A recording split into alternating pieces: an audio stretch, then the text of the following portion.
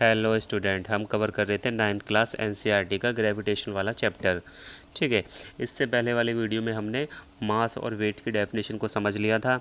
आज हम देखेंगे इन दोनों के बीच में डिफरेंसेस, दोनों में क्या क्या डिफरेंसेस होते हैं। ठीक है, तो मास और वेट।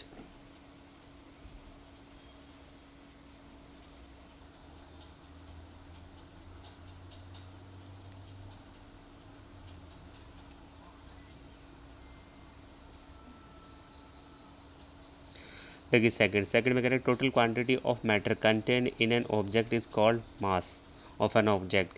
किसी भी ऑब्जेक्ट के अंदर जो मैटर है वो उसने घेर रखा है तो वो उसका मास होता है। वहीं दूसरी तरफ जो वेट होता है, वेट क्या है, ग्रेविटेशनल फोर्स होता है जिससे अर्थ किसी भी ऑब्जेक्ट को अपनी ओर अट्रैक्ट करती है। ठीक है, नंबर थर्ड क्या होता है, mass of the object remain constant at all the place. जो किसी ऑब्जेक्ट का मास होता है वो कांस्टेंट रहता है एवरीवेयर, वो कांस्टेंट रहता है, उसमें कोई चेंजेस नहीं आते, कोई चेंजेस नहीं आते। लेकिन जो वेट होता है, वेट चेंज होता रहता है। वेट ऑफ द बॉडी और object is different at different place. ठीक है, इसके बाद फोर्थ पॉइंट आ जाता है, measurement of mass is done by using अ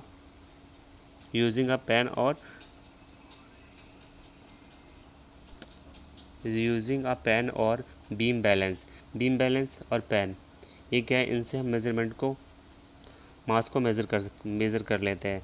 इसके बाद में मेज़रमेंट ऑफ वेट क्या होता है, is done by using a spring balance.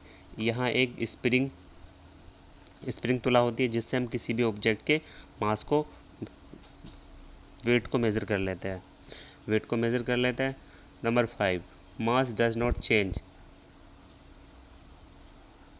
Number 5, mass does not change even value of g is zero at any place. जो किसी object का मास होता है वो कभी भी चेंज नहीं होता, बेशक उस जगह पे जी की वैल्यू ज़ीरो क्यों ना हो जाए, ज़ीरो क्यों ना हो जाए, मास कभी भी चेंज नहीं होता, जितना है मास उतना ही रहता है।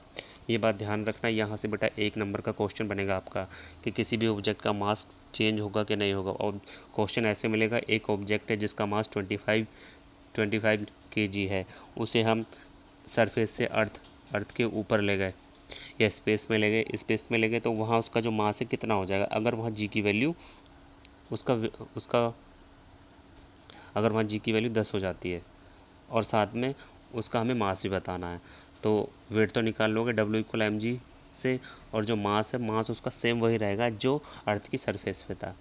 ठीक है, weight of the object become zero if g is zero. जो वेट है, वेट ज़ीरो हो जाएगा अगर जी की वैल्यू ज़ीरो हो जाती है। अगर जी की वैल्यू ज़ीरो हो गई तो वेट भी ज़ीरो हो जाएगा। ठीक है, तो ये दोनों के बीच में डिफरेंस था।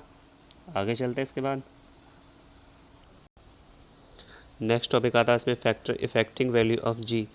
तो वैल्यू जी की वैल्यू को इफ़ेक्ट करने वाले फैक्टर। तो जी की वैल्यू चेंज हो जाती है जब हम पोल से इक्वेटर की ओर चलते हैं, इक्वेटर की ओर चलते हैं तो जी की वैल्यू में चेंजेस आ जाते हैं, जी की वैल्यू चेंज हो जाती है। ठीक है, कैसे चेंज होती है देखिए, earth is not a perfect sphere.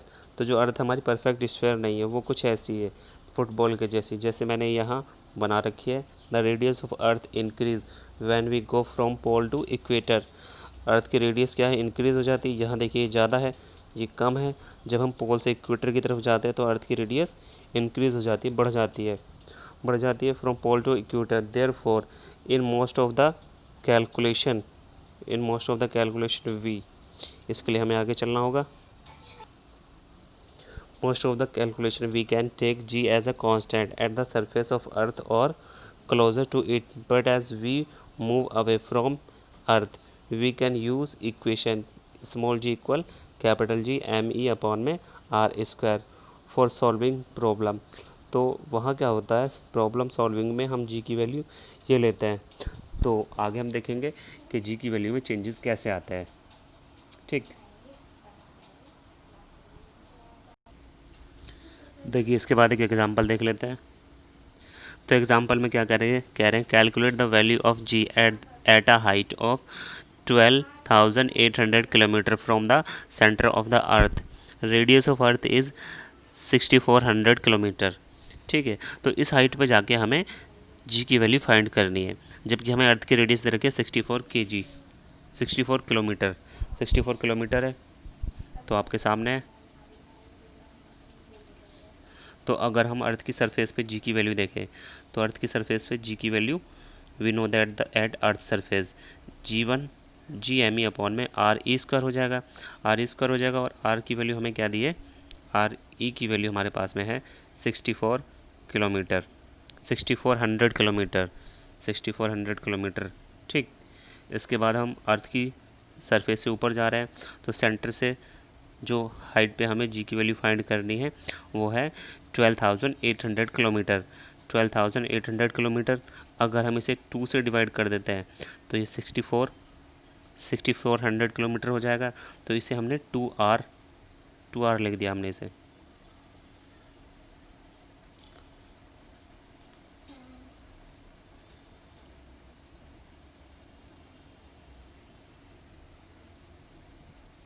ये हमने 2R कर दिया इसे।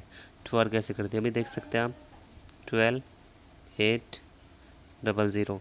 अगर हम इसे 2 से डिवाइड कर देते हैं तो कितना आएगा, 6400 आएगा, आएगा नहीं आएगा। तो यहाँ से ये क्या हो गई, ये आर ई की वैल्यू हो गई। और इसमें अगर हम 2 की इंटू कर देते हैं तो ये किसके इक्वल हो जाता है, किसके इक्वल हो जाएगा, ये 12,800 किलोमीटर हो गया। ठीक है, इसलिए मैंने इसे यहाँ पे, इसलिए इसे मैंने यहाँ पे 2RA लिख दिया है, 2RA लिख दिया।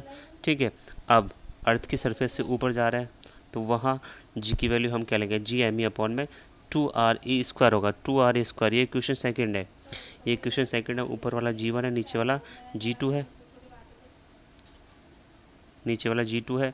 तो हमने क्या किया, G1 अपॉन में G2 कर दिया, G2 कर दिया तो G1 की ये वैल्यू एज इट इज़ आएगी। तो G1 की वाली वैल्यू एज इट इज़ आएगी यहाँ पे। और G2 की वैल्यू, G2 की वैल्यू पलट जाएगी, जो नीचे था वो ऊपर और ऊपर वाला नीचे आ जाएगा। ठीक है, जी एम ई से G M E cancel out हुआ। इसके बाद में ये इसका स्क्वायर है तो यहाँ से हमें मिलेगा 4RE स्क्वायर।